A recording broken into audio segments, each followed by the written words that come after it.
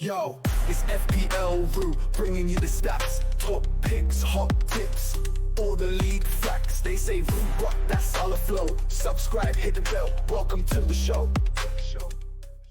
G'day mate, welcome back to the channel. I'm FPL Root and welcome back to another FPL video. So in today's video, we're going to be going through a few of the January transfer signings that have been made for Premier League clubs. We're going to be talking about whether they're good FPL options and kind of giving them a rating on whether you should be bringing them in. First of all, if you are new to the channel, please smash a like, subscribe as well. It does help me out a lot. We'll start off with a team that kind of made, I'd say, the best signings in the January transfer window. They obviously had a big transfer out with Duran going out to Saudi, but they did make a few transfers in. We'll start off with the biggest name, I guess, Marcus Rashford. He came in on loan from Manchester United. He's 6.6 million. So obviously he's just a club swatch, so he's not new to the game. 2.4% owned. And this season, he's actually not done amazing, to be honest with you. 12 starts for Man United, 4 goals, 1 assist. Last season wasn't great either. 26 starts, 7 goals, 3 assists. But the season before that is where he kind of had his best season of his career with 17 goals and 7 assists. And we know Rashford, we've obviously seen him for many, many years in the Premier League, and we know what a player he can be. It's just he hasn't really done it for 2 seasons, and I'm not too sure it's worth that risk at the minute. Obviously, we know Villa do have a double game week coming up because of their fixture against Liverpool has been brought forward to game week 25, where they do have 2 home games against Ipswich and against Liverpool. Obviously, with Rashford, he'll be facing a team towards the bottom of the league, and then obviously Liverpool being a Mancunian, it will be a massive, massive game from him. I'm sure he'll want to, I guess, put a dent in their title hopes. So could be a masterstroke to bring in someone like Rashford into your team, especially on the back of the transfer and with a double game week. But for me, I think it's probably too risky with the amount of options Villa do have kind of on that left and, to be honest, up front as well. I know they did get sell Duran, but Marlon, who we're going to talk about in a few minutes, can play there. He could end up playing a few other players there as well. You got Bailey as an option. You got a few players, Asensio as well, who I'm going to talk about, could play there. So they do have a lot of options kind of out wide and through the middle. So Rashford, I think, is not guaranteed to start. However, they have spent a lot of money on this loan, so it could be worth the risk. For me, I'd probably see who starts in the FA Cup game against Spurs. Whether Rashford maybe comes on and does very, very well, then I'd probably bring him in and risk him for this double game week. But also consider that Villa do have a blank game week in 29. So if you are, you're probably going to have to take him out pretty much straight away. But as an option for now, I actually do really, really like him. I'm probably going to be bringing him into my team ahead of the double game week. But again, it all depends on what happens in the FA Cup game against Spurs and who plays in that one. Up next, we've got Disasi, so another player that did transfer from another Premier League team from Chelsea. And he's only 4.2 million, so a massive, massive bargain, I feel like. Villa have had some pretty bad kind of injuries defensively, and Disasi, when he's played for Chelsea, has looked pretty good, to be honest. 4 starts, so it's not a massive sample size, but 1 goal in that, and he's kept 2 clean sheets when he has started. But like I said, Villa defensively are struggling at the minute. So Pau Torres is out injured as well. So that's one of their big players kind of playing centre back. Diego Carlos is also out injured. Sorry, he got loaned to Fenerbahce. So yeah, they're really, really struggling defensively. Matty Cash is also injured. Obviously, that's a different. He's a right back, but Konza kind of could play out there to cover him. So they kind of maybe need one person in the middle. And to be honest, I think the Sassy has to start. I think with their injuries, I can't see any other way where he doesn't actually start. In terms of Villa, in their last game, their last lineup, I'll just quickly get it up. But their last game was against Wolves, and centre back they played Kamara and Konza. So for me, I think he's better than I think he's better than Disasi. I don't think he is better than Disasi. I think Kamara is a midfielder and should be playing more in midfield. and I think Konza coming in does mean that he can go back to midfield, and someone like Disasi comes in alongside Konza. Next up, we've got Marlon, so a player I have spoken about in a few other videos. He was very, very good in the Bundesliga last season for Dortmund.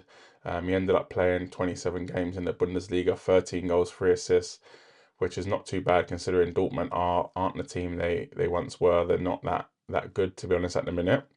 This season for Dortmund, he managed to play 14 times and got 3 goals, so not great, but I think again as an option, adding to kind of Villa's threat, I think he could be a nice option to go for, especially for his price. At 5.5 million, he is on the cheaper side. He is obviously 1.1 million cheaper than someone like Rashford, and for me, I actually do really, really like him as an option. Do I prefer him to Rodgers, who is 5.6 million? Absolutely not. There's no way I'd be bringing him in ahead of Rodgers. But as a double up for this double game week coming up, then I do like it. He's also come on as a sub against West Ham in game week 23, and come on as a half-time sub in game week 24. So for me, this is seeing him kind of get him embedding in, and if he does get a start against Spurs in the FA Cup, I actually don't mind him as an option, and I think he's probably more guaranteed to start than someone like Marcus Rashford. Asensio, which is a bit of a mad signing. I feel like they're buying players in the same position Villa at the minute. He has obviously transferred in from PSG, but a lot of people do know him from his time at Real Madrid. For PSG this year, 12 appearances, 2 goals, 4 assists. Last season, again, a bit part player, 19 appearances, 4 goals, 5 assists. Obviously in the French league, which is actually not a bad league at the minute. In La Liga, 31 appearances, 9 goals, 6 assists in that 22-23 season. So he's not really a prolific goal scorer. I do like him as a footballer, don't get me wrong, but he's definitely not a goal scorer. And at 6 million, I'd much rather prefer Marlon Rashford, to be honest. Obviously, Rashford's a bit more, but I prefer probably Marlon if you're looking at cheaper, and someone like Morgan Rogers. So for me, out of these Villa options, I think Disasi, if he does get that start, which I think he will, there's no way I can see them playing a defender instead of Disasi centre back. So I think Disasi can be a nice option. Also, Rashford, if he does get game time, and Marlon, if he gets game time. I do feel like Marlon is ready to start now, whereas Rashford potentially could take a few game weeks to get going, because he hasn't actually played a game since game week 15, Marcus Rashford, and he hasn't started a game since game week 13. So for me, Marland and Disasi are options, but other than that, I'd probably be a little bit careful. Let me know what you think in the comment section below, and we'll get on to the next few January signings. Next up, we do have a few more January signings. So we've got Patrick Dorgu, Man United player that has been signed. He's a left back. It comes in at 4.5 million, and he's got Tottenham away up next. So I wouldn't say not an easy game, but obviously the way Spurs are playing at the minute, probably not a hard game either. But you do fancy Spurs to score at home. But anyway, for the future, he could actually be a decent option. Left back has been kind of a tricky position for Man United all season. Obviously, Luke Shaw typically plays there, but with his kind of injury record, it's not really, I guess, a secure player to be playing. So Dorgu coming in could actually kind of nail that left back spot for Man United. In the last game, they did play three at the back with Dalot left back and Mazraoui right back. For me, I think Dalot is better playing right back, to be honest with you. And for me, if Dorgu does come in and does impress, it could actually be a really good option, because obviously Ruben Amorim does play kind of five at the back, three at the back, whatever you want to call it. And whoever plays wing back is going to be really, really attacking. So if he does get a few starts, he could end up being a really good option. For now, though, I'd probably just stay clear because of the fact that they can play Dalot there, and Mazraoui has been okay for them this season. In the league in this season, he scored 3 goals and 1 assist, so pretty decent, I'd say, for his team in Serie A. He did okay. Obviously, there is chance for improvement. We've got players in the Premier League like Anthony Robinson doing 10 assists, so it's not the best. Last season, He got 2 goals, so again, not great, but considering kind of his team in Serie A wasn't kind of the best teams in the league, it wasn't kind of up there winning Serie A every year. I kind of don't really expect that much from him. But saying that, someone like Anthony Robinson has done really, really well in a Fulham team that is kind of mid-table. But Leeds or Lecce, I want to say his team, yeah, are not amazing. But for me, yeah, stay clear for now. Ben Chilwell, who was one of the best kind of fantasy assets throughout a few years, to be honest, 4.6 million, hasn't played at all for Chelsea this year, has ended up going to Crystal Palace, and this is one that I'd say stay clear of, to be honest with you.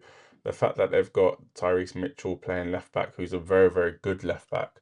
I can't see Chilwell getting many games, to be honest, many starts at least, only if Tyrese Mitchell does end up getting injured.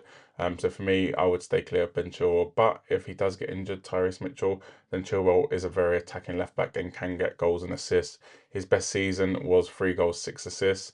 But for me, I would stay well clear. Matthias Tell, one of the exciting signings on the last day of the transfer window.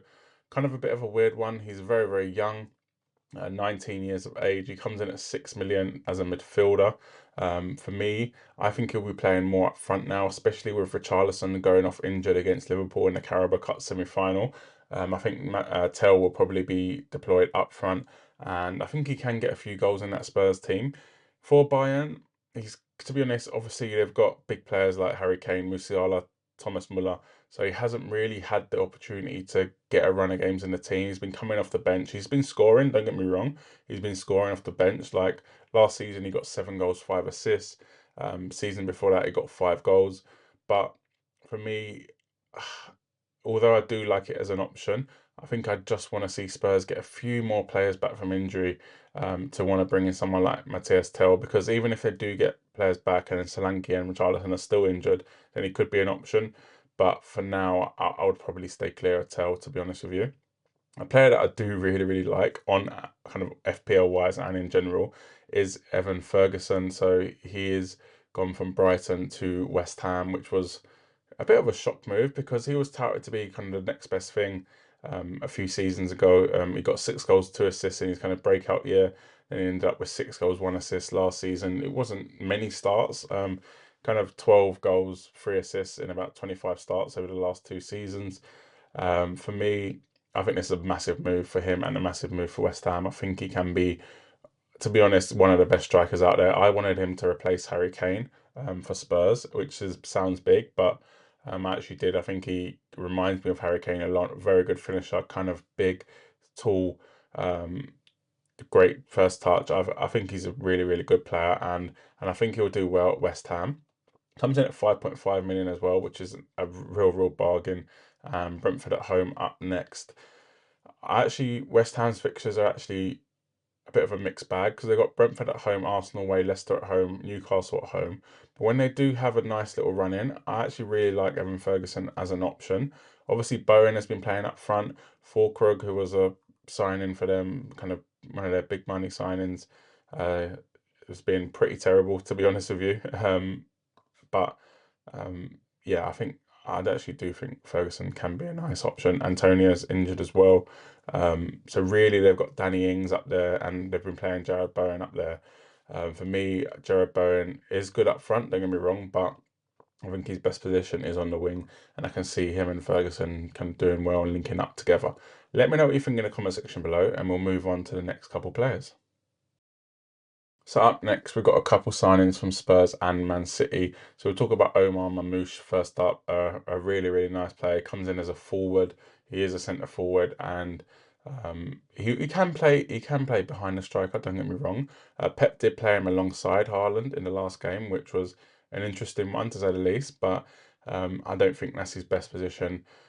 He comes in at 7 million though, which is nice. He's done very, very well in the Bundesliga this season. 15 goals and 10 assists, which is why I say he's more of a second striker because of the fact that he is very good in terms of assists.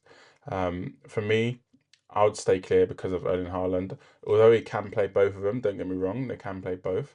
But for me, I would say that it's probably not not worth bringing him in. It's not worth the risk. Kevin Danso, so Spurs, 4.5 million defender. I think he's going to play for Spurs for the rest of the season, to be honest with you. Um, Someone like Dragusin is out injured for the rest of the season. Van der Ven is having his struggles getting back from injury. So is Romero. And for me, I can see Danzo playing at least the next 10 games for Spurs. And if they do turn their season around, I think at 4.5 million, he can be a good option. However, attacking wise is basically non-existent for Danzo. He doesn't score, really. He doesn't score. And for me, there are so many defenders out there that do score, like obviously more expensive, but like someone like Gabriel, like someone like Anthony Robinson getting very, very good amount of assists. People like Nico Williams as well, very cheap.